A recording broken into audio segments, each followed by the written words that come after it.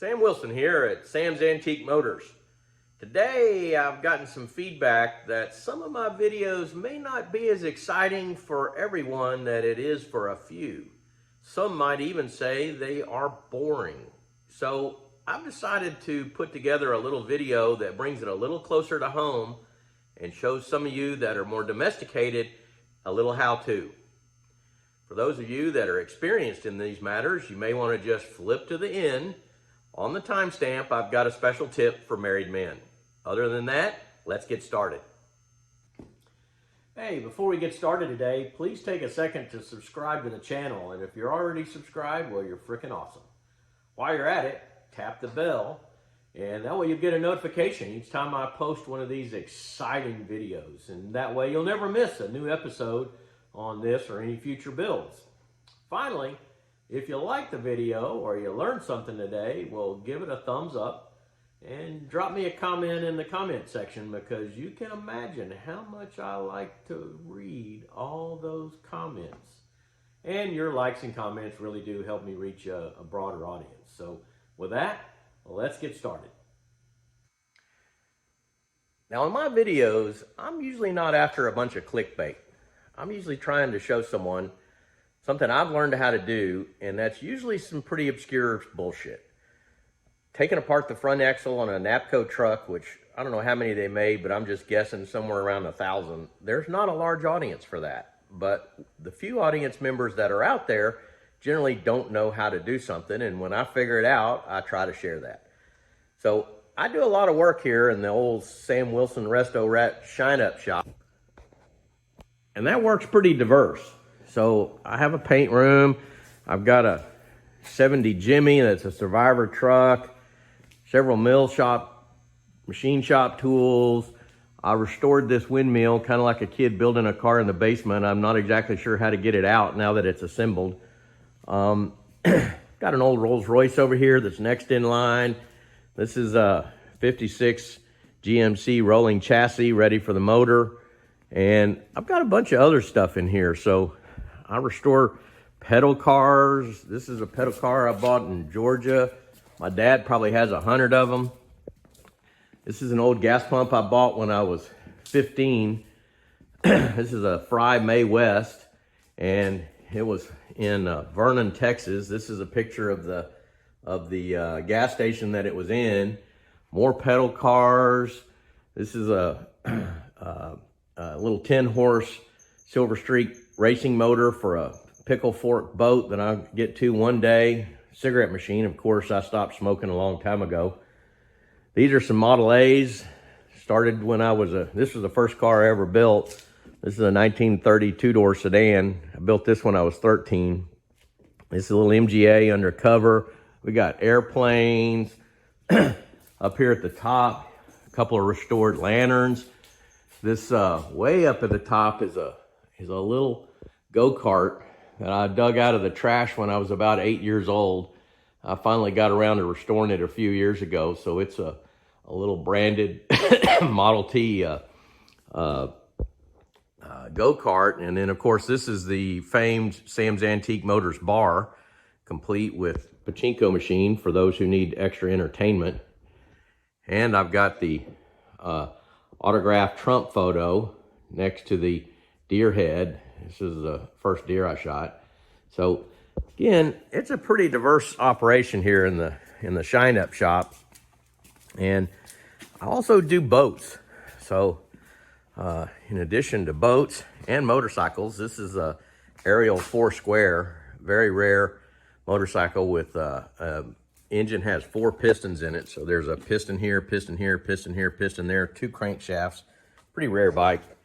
And this is a 1931 Chris Craft that I restored a few years back. I did basically every stick in this boat, and it's a best-in-class boat.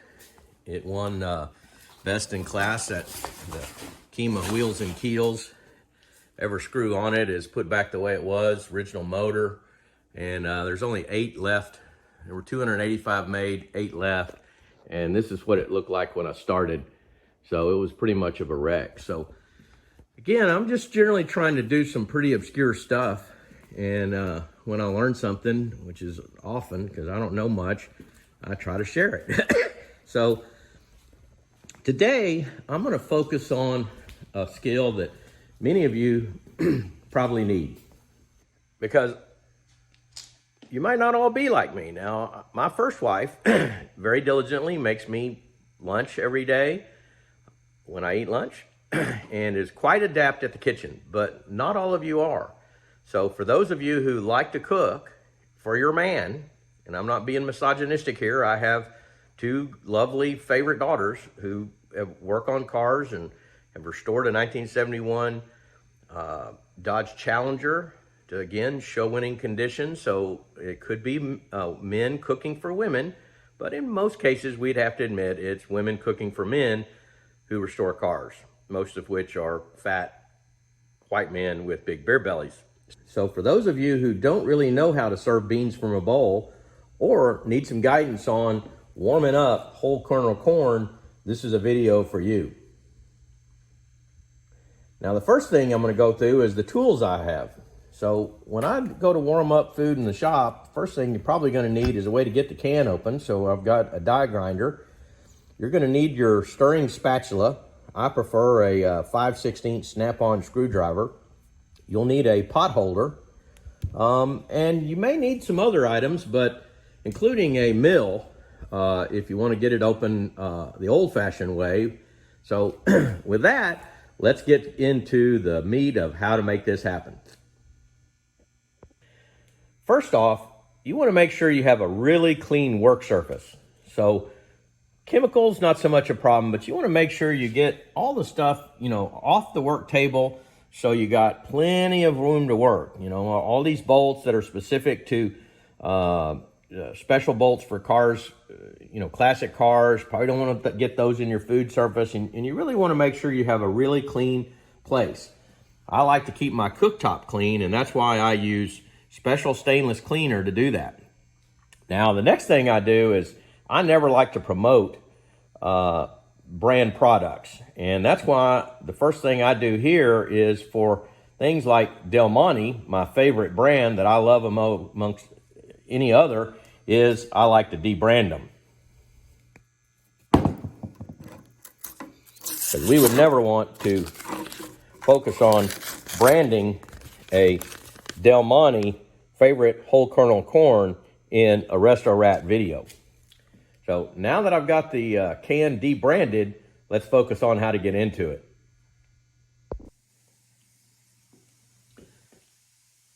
Now, restoration work requires a lot of specialty tools, and I don't muck around with any handsy-pansy can openers. First thing I do is pull out a 10,000 RPM die grinder, and let's get this can open.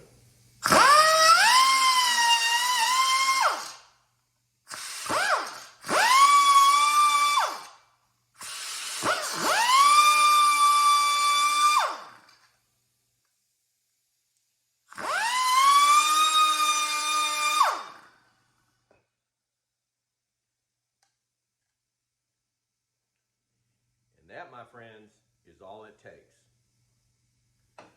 Once you get the can open, next thing you want to do is fire up the burner and let's get some heat going.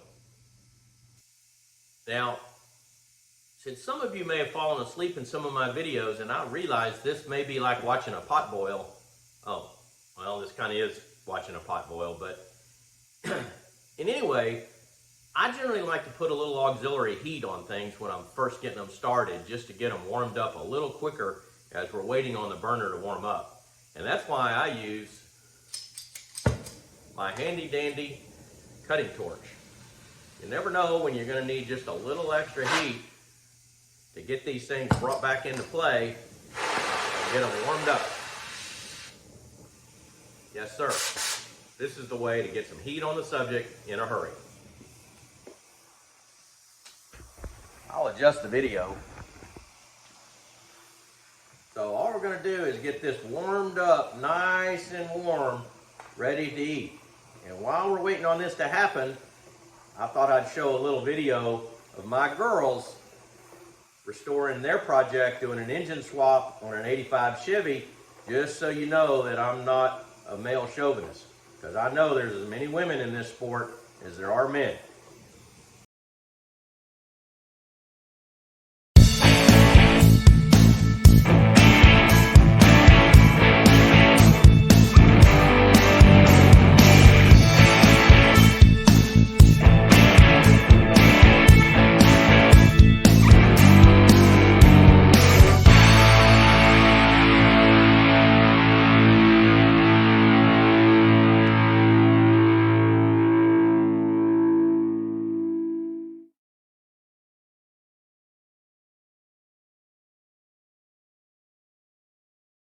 Now, while your corn is heating up, it's important to stir it occasionally.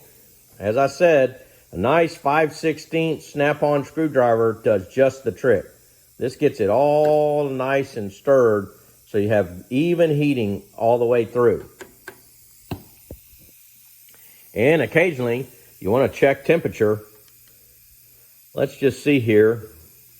And I never like to use any of those mansy-pansy meat thermometers. No, sir, not for me. Well, let's see.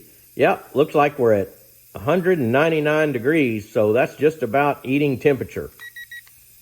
Well, with the temperature warmed up to 210 degrees, I think it's time for a little Julia Child's test sampling. And here we go.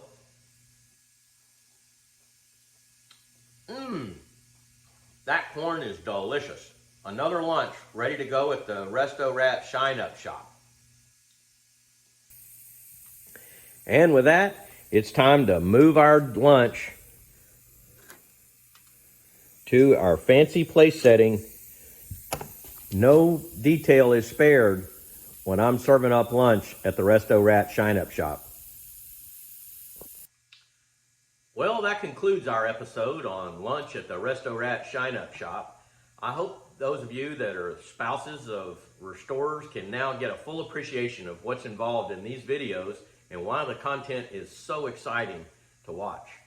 Now, I promise I'll have a future episode on shopping for those of you who like to shop, like my wife. Ready, set, shop. And if you're a man and you were sticking along throughout this whole episode just to get the tip at the end, here it is. Gentlemen, never ask your wife what time is dinner when she's mowing the yard. That's all, and have a good day.